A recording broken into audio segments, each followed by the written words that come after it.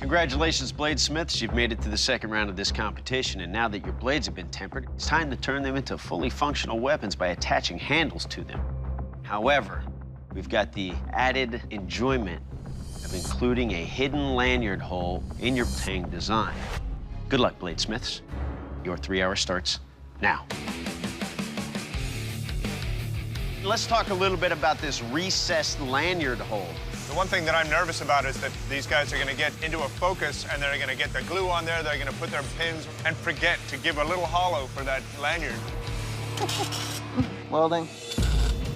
The first thing I have to do in this round is fix this void by adding material without heating it up. But you can't do one without the other. If I apply too much heat while welding this void, it's going to ruin the temper. Oh, no. It's really easy to want to cool off that weld quickly. And what you wind up with is a weld that's solid, but the metal on either side of that weld is now brittle as heck. Dave doesn't like the way this fits in his hand. It's the weakest part on the blade. I can only remove so much without it just snapping, flying across the room.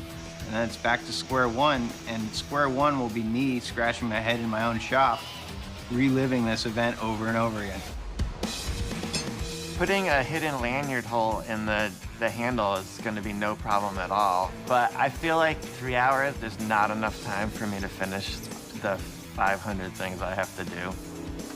My biggest worry is there's no transition between my blade and the handle. I really need to resolve that. So I'm adding a guard. An unprompted guard? Has that ever happened here in the forge?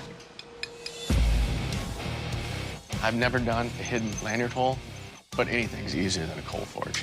I chose G10 for the handle, and I'm gonna do a little razzle-dazzle. This handle is gonna be beautiful. Your cutouts on your handle material should curve, match up with the back end of the hole, and then curve out again. So when you push the lanyard through, it just slides through the hole.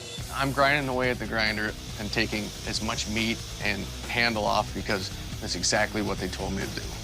But to do a good hoof chop, you want a little meat on your blade. So I'm gonna leave mine a little thicker than the other guys. You get a little advantage there. Brendan has grabbed some handle material. It looks like 1/4 inch micarta.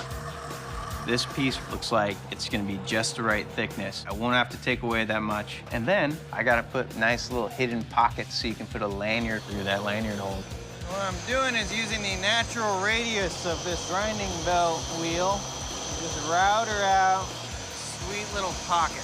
Now, the one thing I hope is that that lanyard hole should be bigger than a 1/4 inch. There's nothing worse than having a lanyard hole that it's really tough to get a lanyard into. That ain't bad. I like it. You have 60 minutes. That's 60 minutes remaining. I glue the handle on, and the holes don't line up.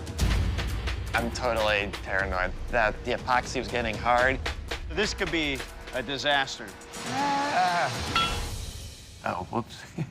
I realized I just grabbed the wrong side scale. Good thing. I realized that before the epoxy set.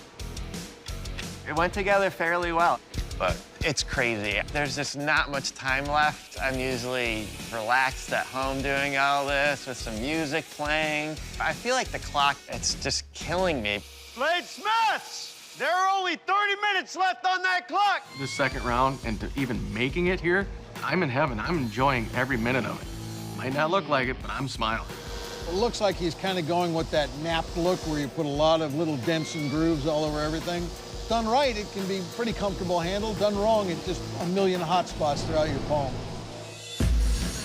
I fixed everything the judges wanted me to fix, and I'm just going to town. I'm just cruising along. It still looks like a really beefy knife. He seems to like the heft of it. But people also think their babies are cute when they're not. I think I've got the best blade going in so far, so I think I'm going home to the final round. 10, 9, 8, 7, 6, 5, 4, 3, 2, 1. Bladesmiths, drop your tools. This round is over. I'm confident that I fixed the issues the judges had with my knife, but Jeff's handle looks pretty sparkly. I don't know. Maybe he is Magic Mike.